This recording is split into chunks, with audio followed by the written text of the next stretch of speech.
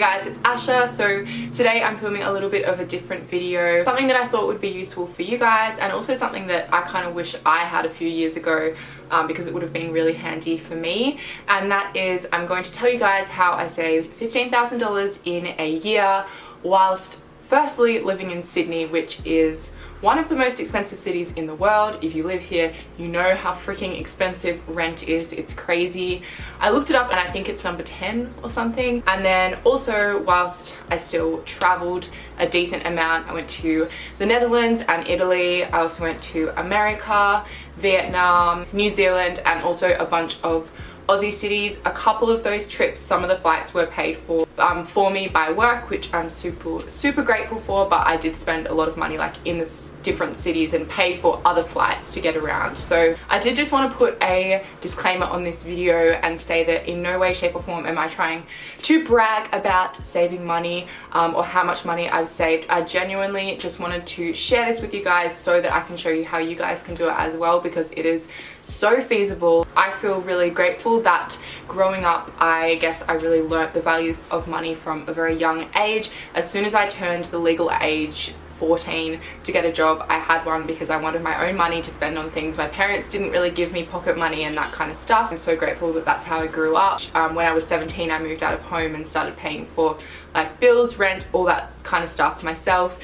And in the past couple of years, I've shifted to a focus of really learning how to properly save my money and how to save a lot of money. So I hope this video is helpful for you guys. I've got 5 tips for you, so let's jump into the first one. The first tip that I have is to have a look at what you're spending your money on. Pretty much every online bank, you can go into your bank account and download your account as an Excel spreadsheet. You can either highlight different things or sort it by categories to figure out what you're spending the most money on.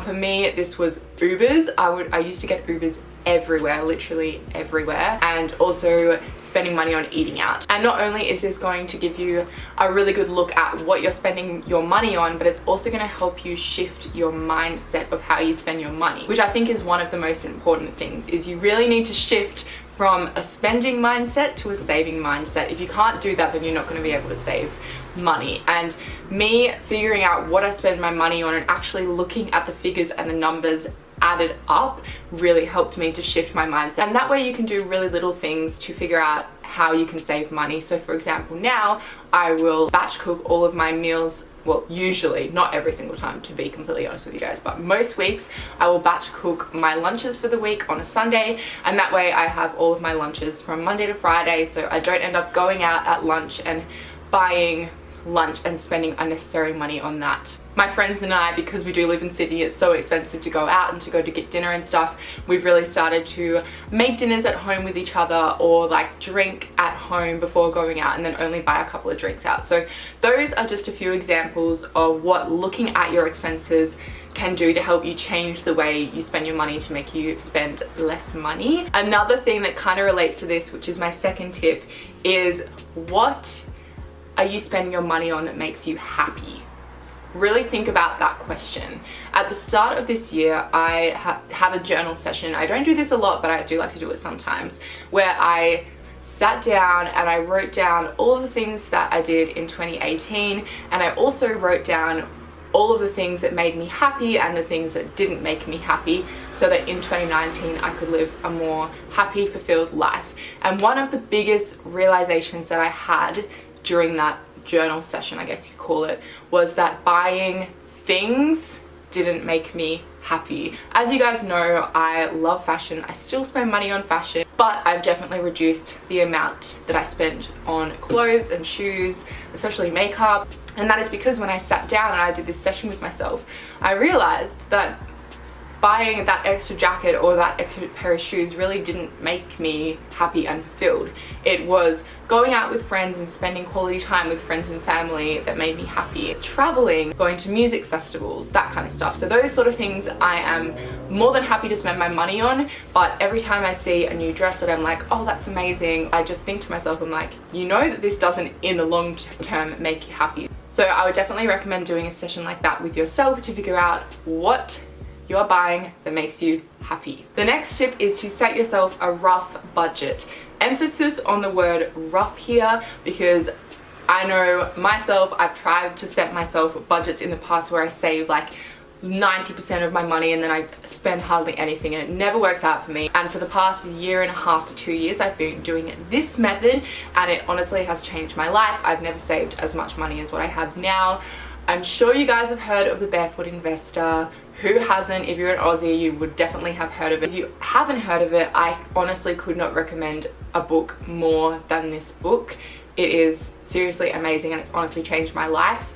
But one of the main things that he says is that you need to split out your bank accounts, because if you have one single bank account or even two bank accounts where all of your money is going into, you're going to see that bulk, big chunk of cash in one account when your pay comes in, and you're going to think that you have all this money to spend. But if you split your bank accounts out by like expenses, etc., then that's really just going to help you see visually when you look at your bank account what you can spend on what and what you can't spend, what you need to save for expenses or what's going in your savings account. I have an expenses account, so that's everything from rent to my phone bill to petrol, etc.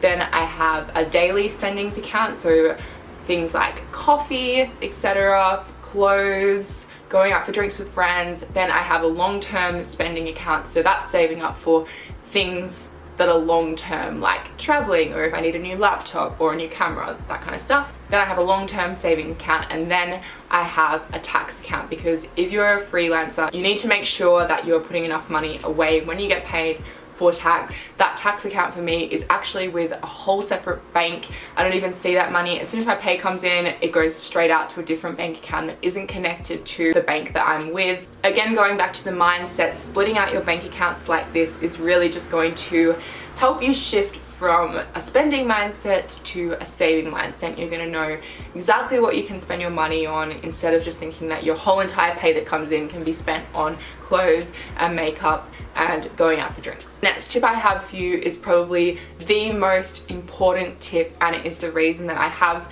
managed to save as much money as I have and still be able to go out and enjoy myself and not have to save every single little penny and not do anything with my life. And that is multiple income sources. If you guys have one income source, or you're relying on the brand or company that you work for entirely for the money that you're earning, you definitely need to think of some other ways that you can earn money.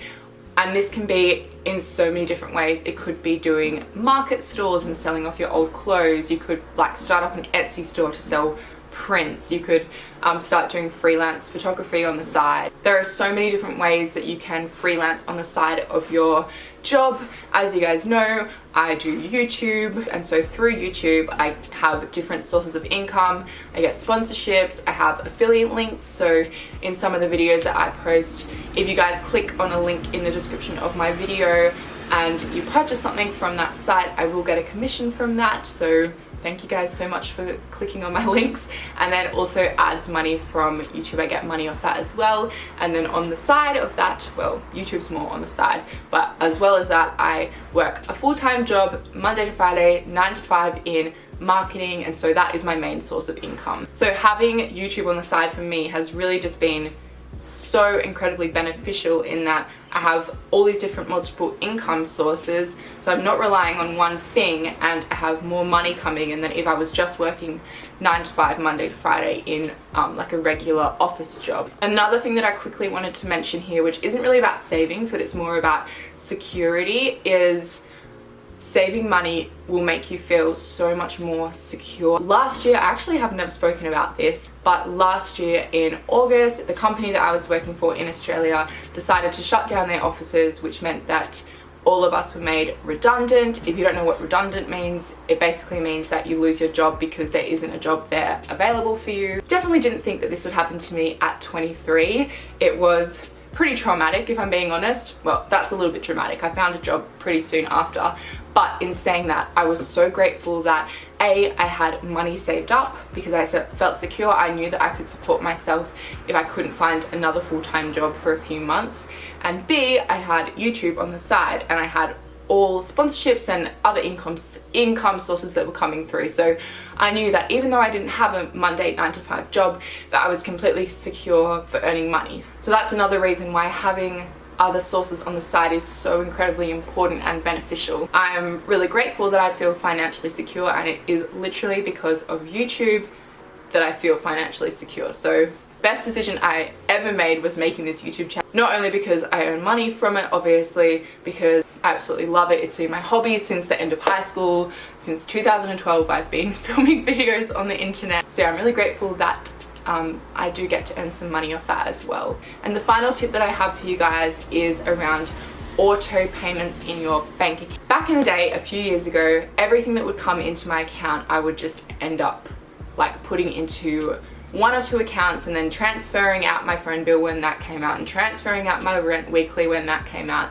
But in the past year, I've set up auto payments. So that means that every time I get paid, the money goes into one account, and then there's automatic payments that push that money into my separate account. So a specific amount will go out for tax, a specific amount will go out for my weekly like money that I can spend on coffee, etc. And then by the time I look at my bank account, everything is already split out. So I don't even see that big chunk of money. It all comes back to that mindset. I don't even see that big chunk of money that comes in as my pay, because it all gets distributed out into where I can spend stuff.